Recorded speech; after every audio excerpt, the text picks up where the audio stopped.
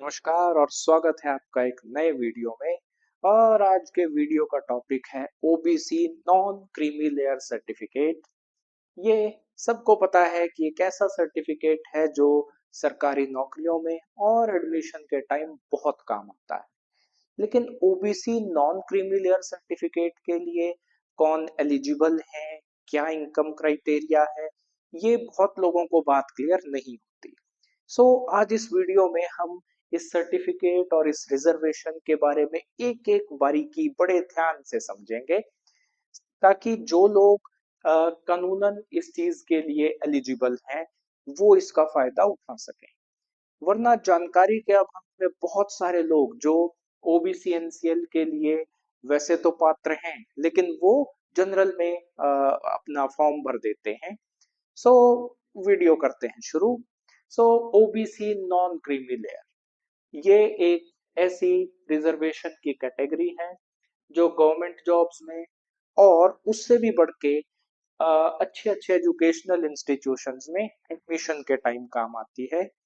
सो इस OBC non creamy layer में NCL term क्यों जोड़ी गई?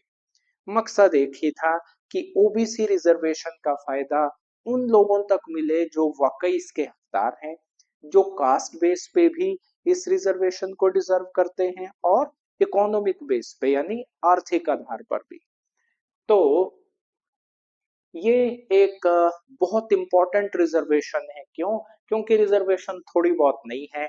ओबीसी एनसीएल के लिए सेंट्रल जॉब्स में और एडमिशंस में 27% रिजर्वेशन है।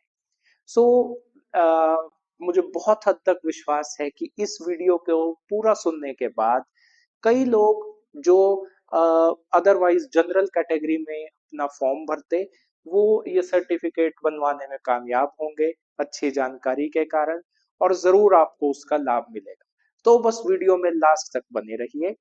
सो करते हैं वीडियो के पहले इंपॉर्टेंट पॉइंट से शुरुआत कि ओबीसी एनसीएल के लिए कौन एलिजिबल है।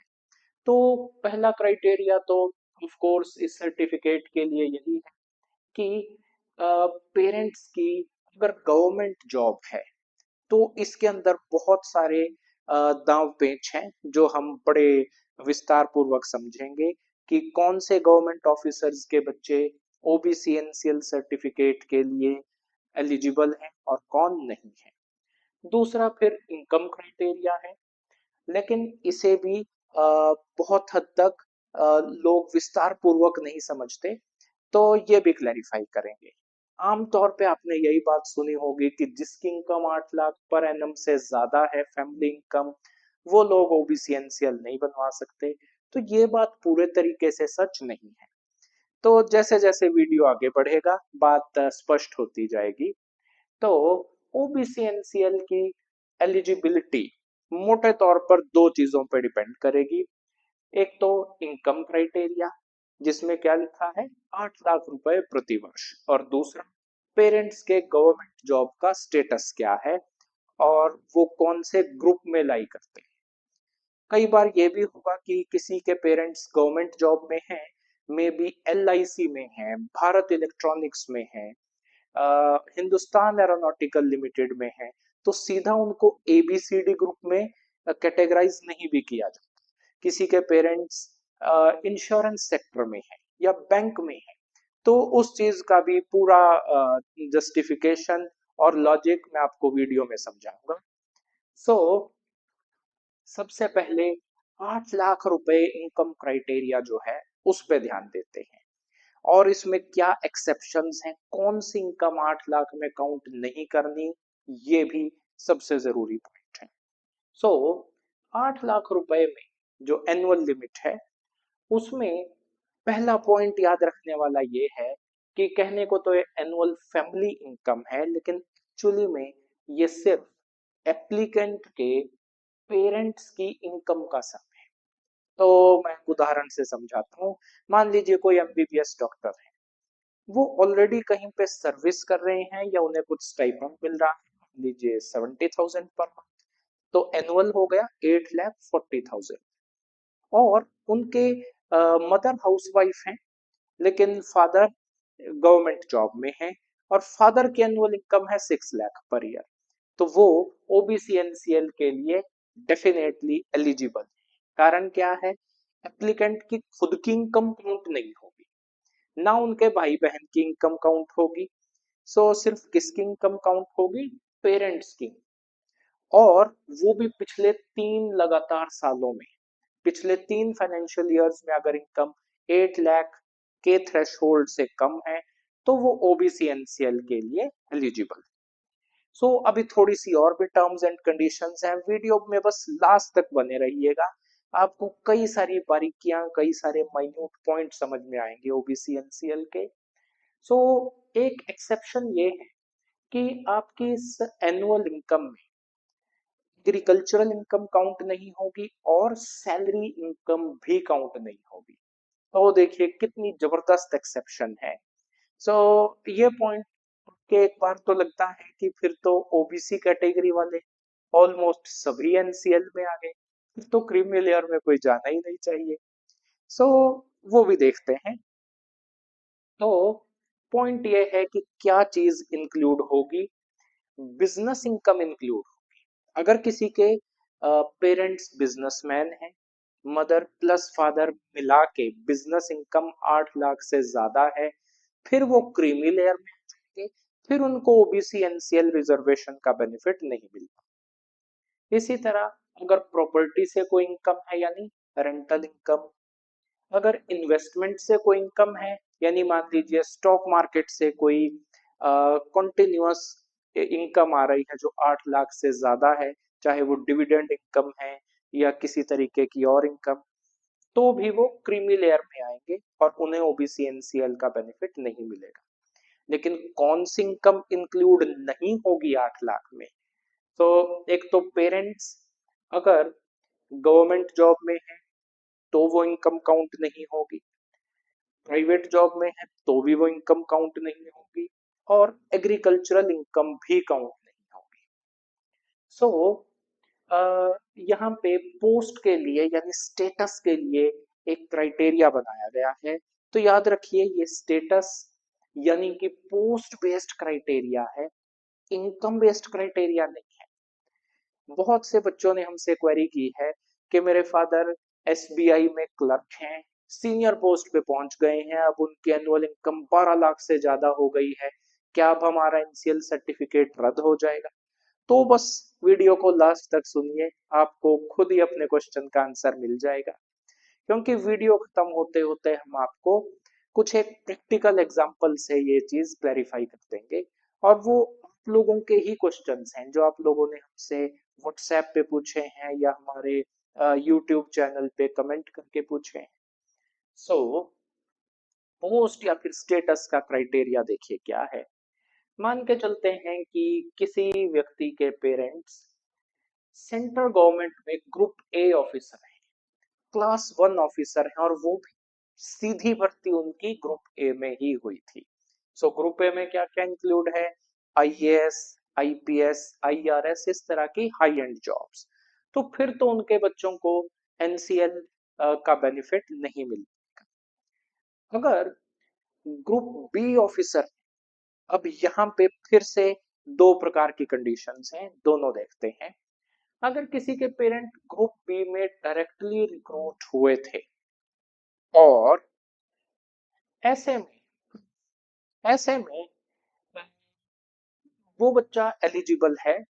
अगर ग्रुप बी में उसके पेरेंट रिक्रूट हुए थे, अभी भी ग्रुप बी में ही जॉब कर रहे हैं, इनकम जितनी मर्जी हो गई, तो ओबीसी एनसीएल के लिए बिल्कुल एलिजिबल है। अगर ग्रुप बी में जॉब लगने के बाद किसी के पेरेंट्स की ग्रुप ए में प्रमोशन हो गई, तो यहाँ पे जो रूल है वो ये कि क्या promotion from group B to group A, क्या ये प्रमोशन 40 इयर्स की एज से पहले हुई या बाद में? अगर 40 इयर्स की एज से पहले हो गई थी, फिर तो ओबीसी एनसीएल के लिए एलिजिबिलिटी खत्म हो जाती है।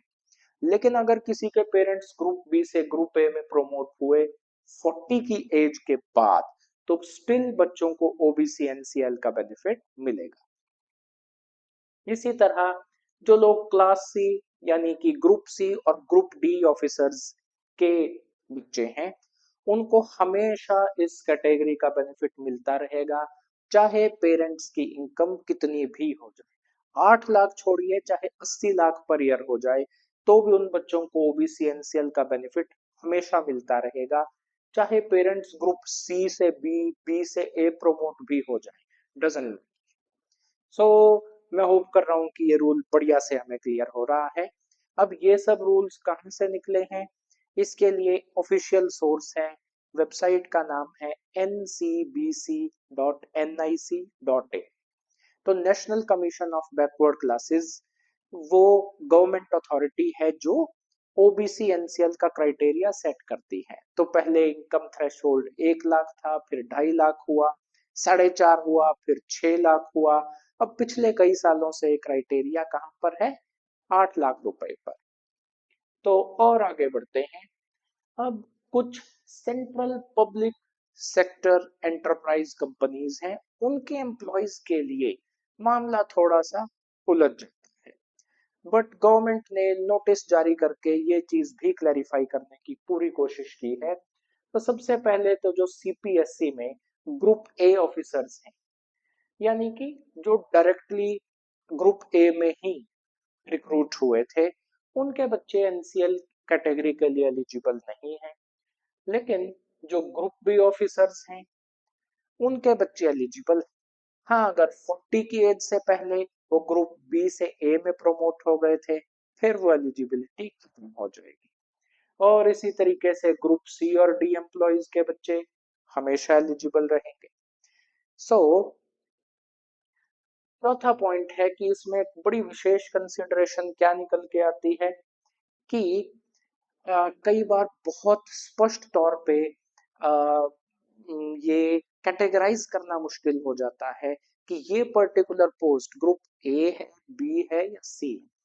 तो इसके लिए जो एनसीबीसी की वेबसाइट पे नोटिस में जो एग्जैक्ट वर्ड्स लिखे हैं, उन्होंने मेंशन किया है कि बोर्ड लेवल एग्जेक्टिव्स जो हैं और बोर्ड लेवल के नीचे वाले एग्जेक्टिव्स हैं जो मैनेजेरियल पोस्ट पे हैं, उसमें दो चीजें देखी जाएंगी कि उनकी इनकम 8 लाख से कम है या 8 लाख से ज्यादा। अगर इनकम 8 लाख से ज्यादा है, फिर तो वो लोग क्रीमी लेयर में आएंगे और उनके बच्चों को एनसीएल का बेनिफिट नहीं मिल पाएगा। सो मैं होप कर रहा हूँ ये सारे रूल्स हमें बढ़िया से समझ आ रहे हैं। तो कई बार ऐसा होता है कि इस क्राइटेरिया को लगाने के बावजूद group A B C D में किस ग्रुप में या किस ग्रुप के इक्विवेलेंट एक पर्सन की पोस्ट है, ये कई बार अच्छे से डिटरमाइन नहीं हो पाता। तो उसके लिए एक और जनरल प्रिंसिपल निर्धारित किया गया है, और गवर्नमेंट ने भी काफी टाइम तक इस बात से स्ट्रगल किया कि एक खुद सेंट्रल गवर्नमेंट की डायरेक्ट पोस्ट्स हैं, फिर स्टेट गवर्नमेंट की हैं, सीपीएसई हैं, पब्लिक सेक्टर अंडरटेकिंग्स हैं, बैंकिंग सेक्टर अलग है, इंश्योरेंस सेक्टर अलग है, और भी हैं। तो सबकी पोस्ट्स को एक लेवल पे लाके क्या क्राइटेरिया सेट किया जाए। तो अंत में जो क्राइटेरिया सेट हुआ है वो हम डिस्कस करते हैं। सो पहला क्राइटेरिया तो ये है कि जो लोग भी जूनियर मैनेजमेंट स्केल 1 में हैं, चाहे पब्लिक सेक्टर बैंक्स में हो या पीएफआईज में हो या फिर पीएसआईसीज में हो, उन्हें गवर्नमेंट ऑफ इंडिया में ग्रुप ए के इक्विवेलेंट ही माना जाए। फिर दूसरा क्राइटेरिया ये सेट हुआ है कि इन्हीं सब ऑर्गेनाइजेशंस में जो क्लर्क्स हैं, जो पियोन्स हैं, उनको सेंट्रल गवर्नमेंट के ग्रुप सी के इक्विवेलेंट माना जाएगा। तो आई होप यहाँ से बात क्लियर हो रही है। फिर कुछ प्रैक्टिकल एग्जांपल्स से ये फंडा और बढ़िया से समझते हैं। और अगर आपने अब तक का वीडियो अच्छे से सुना है, तो आई थिंक आप लोग क्वेश्चन सुनते ही खुद ही आंसर बता देंगे। सो पहला एग्जांपल कि मान लीजिए कोई डॉक्टर है जिनकी खुद की इनकम है 60,000 पर, वो ओबीसी एनसीएल के लिए अप्लाई करना चाहते हैं क्योंकि उनकी caste central list of OBC में मौजूद है। अब इन डॉक्टर साहब के साथ समस्या ये है कि इनके फादर एक गवर्नमेंट टीचर हैं और 9 लाख रुपीज पर ईयर कमाते हैं। तो आंसर क्या होगा कि अगर कोई और इनकम का सोर्स नहीं है सैलरी के सिवा, कहीं से कोई रेंटल इनकम नहीं आ रही, बिजनेस इनकम नहीं आ रही, स्टॉक मार्केट से डिविडेंड नहीं आ रहा, तो फिर ये बिल्कुल ओबीसी एनसीएल सर्टिफिकेट के लिए एलिजिबल है। और जानबूझ के मैंने इस प्रेजेंटेशन में पॉइंट को एम्फेसाइज करने के लिए खुद ये मिस्टेक कमिट की है। ये मिस्टेक नहीं है, जानबूझ के डाली हुई चीज है कि अगर उनके फादर की इनकम 9 लाख पर मंथ भी होती, यानी 1 करोड़ 8 लाख रुपए प्रति वर्ष, तब भी ये ओबीसी एनसीएल के लिए वैलिड होती। तो देखिए आम जनता में कितना बड़ा भ्रम है कि 8 lakh per year annual income हो, उससे कम हो तभी ओबीसी एनसीएल में आएंगे, ऐसा बिल्कुल भी नहीं। तो अ, दूसरा एक प्रैक्टिकल एग्जांपल देखते हैं। उम्मीद है इस क्वेश्चन का तो आंसर आपको मिल ही गया होगा। सो दूसरा प्रैक्टिकल एग्जांपल कि एक इंजीनियर जो कि एक प्राइवेट कंपनी में काम करते हैं और उनके फादर एक retired IAS officer. So important word क्या है, रिटायर्ड। सो उनकी salary 6 lakh rupees per year है और इसके अलावा और कोई इनकम नहीं है। सो आप लोगों ने भी अब तक गेस कर लिया होगा कि ये एलिजिबल नहीं है, क्योंकि जो डायरेक्टली ग्रुप ए जॉब्स में रिक्रूट होते हैं वो उनके पेरेंट्स फिर लेट से ओबीसी एनसीएल के लिए उनके बच्चे एलिजिबल नहीं रहते।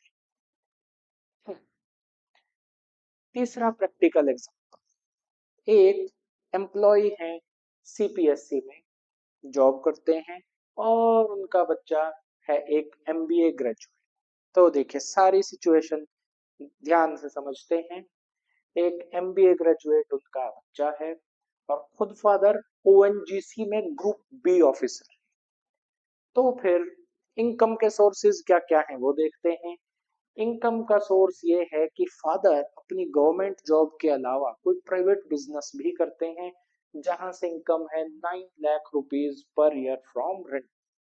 सो या तो ये कोई अलग से बिजनेस करते हैं या इन्होंने बिल्डिंग्स खरीदी हैं, रेंटल इनकम आ रही है। तो क्या ये बच्चा, क्या ये एमबीए ग्रेजुएट ओबीसी एनसीएल के लिए एलिजिबल है? Answer will be no. और रीजन क्या है? क्योंकि बिजनेस इनकम 8 लाख रुपए से ज्यादा। तो अभी वीडियो लास्ट तक देखिएगा, वीडियो में थोड़ी बहुत और काम की चीजें बची हुई हैं अभी। सो पहला एक जरूरी क्राइटेरिया तो ये समझ में आ रहा है, इनकम क्राइटेरिया, कि सैलरी और एग्रीकल्चर के अलावा अन्य स्रोत से जो आय है वो 8 लाख रुपए से कम होनी चाहिए। इसी तरह ग्रुप सी और डी एम्प्लॉयज हैं, उनके बच्चे हमेशा ओबीसी एनसीएल के लिए एलिजिबल रहेंगे। तीसरा, प्रमोशन का रूल भी सबको समझ आ गया है कि ग्रुप बी से ए प्रमोट हुए 40 की एज से पहले तो ओबीसी एनसीएल नहीं मिलेगा, 40 की एज के बाद प्रमोट हुए फिर ओबीसी एनसीएल के लिए आप हकदार हैं। इसके अलावा सीपीएससी के एम्प्लॉयज के लिए भी यही नियम लागू रहेंगे। तो फिर ओबीसी एनसीएल सर्टिफिकेट के लिए अप्लाई कैसे करें? बड़ा सीधा सा और सरल सा प्रोसीजर है। तो सबसे पहले तो कास्ट सर्टिफिकेट, जो कि जन्म से आपकी जाति क्या है उसके आधार पे आपको मिल जाएगा, स्टेट गवर्नमेंट से ही मिल जाएगा। आप तहसीलदार से या एसडीएम ऑफिस से ये सर्टिफिकेट कलेक्ट कर सकते हैं। उसके बाद इनकम का प्रूफ, यानी कि पिछले 3 साल की income tax return, salary slips, और अगर बिजनेस इनकम है तो बिजनेस की अर्निंग्स हमारे पास होनी चाहिए। फिर जॉब कैटेगरी, यानी ग्रुप एबीसीडी किस में आते हैं उसके लिए आपको एक वेरिफिकेशन करवाना होगा। और ये हमने समझ ही लिया कि किस तरीके से बैंक्स, पब्लिक सेक्टर के इंश्योरेंस कंपनीज या बाकी को गवर्नमेंट के ग्रुप एबीसीडी से कैसे कंपेयर किया जाता है। फिर लास्ट में एप्लीकेशन सबमिट करनी है। कुछ स्टेट्स में ऑनलाइन होती है, कहीं में ऑफलाइन भी होती है, और इस तरीके से चेक होने के बाद आपको ओबीसी एनसीएल का सर्टिफिकेट मिल जाएगा। तो कुछ डाउट्स पूछे गए थे हमसे व्हाट्सएप पे, कुछ यूट्यूब वीडियोस पे, तो उनका आंसर करते हैं। सो सबसे पहले तो पहला क्वेश्चन पूछा गया है सैलरी बेस्ड। सो अभी भी देखिए ग्रुप में थोड़ी सी अ, ऐसे कमेंट्स आ रहे हैं जिनसे लगता है कि अ, बहुत लोग इन रूल से अनभिज्ञ हैं। पूरा वीडियो ध्यान से सुनेंगे तो आप लोगों को थोड़ा सा और कुछ नई चीजें पता लगेंगी वीडियो के। सो एक पर्सन ने पूछा है कि इनके फादर ग्रुप बी में है, 15 lakh per year salary income है, तो मैं मान के चल रहा हूँ और कोई इनकम नहीं है, क्या ये एलिजिबल है? आंसर इज यस, क्योंकि ओबीसी एनसीएल के 8 लाख रुपए के थ्रेशोल्ड में सैलरी इनकम तो काउंट होती ही नहीं। फिर दूसरा क्वेश्चन है बिजनेस इनकम से रिलेटेड। तो क्वेश्चन ये है कि एक व्यक्ति के पिताजी की business income 9 lakh per year है, क्या वो एलिजिबल है? तो answer is no. Business income 8 lakh से ऊपर चली गई तो फिर आप इसके लिए एलिजिबल नहीं रहे। और पिछले 3 वित्त वर्ष में अगर एक बार भी आईटीआर में इनकम 8 लाख से ऊपर चली गई तो फिर आप एलिजिबल नहीं। तीसरा प्रश्न, तीसरा बेस्ड है प्रमोशन पर। तो वो एक व्यक्ति हैं जिनके पिताजी की प्रमोशन ग्रुप बी से ग्रुप ए में हुई 45 की एज में, तो क्या ये एलिजिबल है? बिल्कुल एलिजिबल है, क्योंकि प्रमोशन 40 की एज के बाद हुई है। तो अ, कुल मिला के ओबीसी एनसीएल कैटेगरी का फायदा कब मिल पाएगा? बड़ी स्पष्ट सी चीजें हैं अब तो, कि सबसे पहले तो आप जिस जाति से संबंध रखते हैं वो national commission for backward classes की वेबसाइट पे सेंट्रल लिस्ट ऑफ ओबीसीज में, क्योंकि याद रखिए कई सारी ऐसी भी कास्ट्स हैं जिन्हें किसी स्टेट ने तो बैकवर्ड क्लास घोषित किया है लेकिन सेंटर ने नहीं घोषित किया। तो आप वेबसाइट पे जाके डायरेक्टली चेक कर सकते हैं, या फिर आप हमें व्हाट्सएप करके वो चीज कंफर्म कर सकते हैं। और और साथ में याद रखिए कई एंट्रेंस हैं, नीट पीजी है, आईएनआईसीटी है, और भी एंट्रेंस हैं जिनको ओबीसी एनसीएल सर्टिफिकेट एक पर्टिकुलर फॉर्मेट में ही चाहिए। तो आप उनके प्रोस्पेक्टस से वो फॉर्मेट प्रिंट करके और फिर अपना सर्टिफिकेट बनवा सकते हैं, या फिर आप डायरेक्टली हमें कॉल करके ये फॉर्मेट मंगवा सकते हैं। लेकिन याद रखिए कि आपके सर्टिफिकेट को तभी वैलिड माना जाएगा अगर वो सेंटर के लिए है। अगर आपके सर्टिफिकेट पे कहीं पे भी ये मेंशन्ड है कि ये स्टेट के लिए वैलिड है तो फिर सेंट्रल जॉब्स में वो काम नहीं आएगा। तो ओबीसी कुल मिला के एक बहुत बढ़िया बेनिफिशियल रिजर्वेशन है। सेंटर की हर जॉब में, सेंट्रल इंस्टीट्यूट्स के हर एडमिशन कोटा में 27% रिजर्वेशन है, जो एक सिग्निफिकेंट रिजर्वेशन। इसमें 8 लाख रुपीज इनकम लिमिट है, जो कि नॉन सैलरी और नॉन एग्रीकल्चरल इनकम होनी चाहिए। सो लास्टली 3 इंपॉर्टेंट फैक्टर्स जो हमने समझे वो क्या क्या हैं? तो एक तो कास्ट, दूसरा इनकम, और तीसरा अगर पेरेंट्स गवर्नमेंट जॉब में हैं तो उनकी जॉब का स्टेटस और वो कौन से ग्रुप के अंतर्गत आते हैं। तो उम्मीद है वीडियो आपके काम का होगा। तो चैनल को लाइक शेयर और सब्सक्राइब जरूर कर दीजिए। बहुत बहुत धन्यवाद।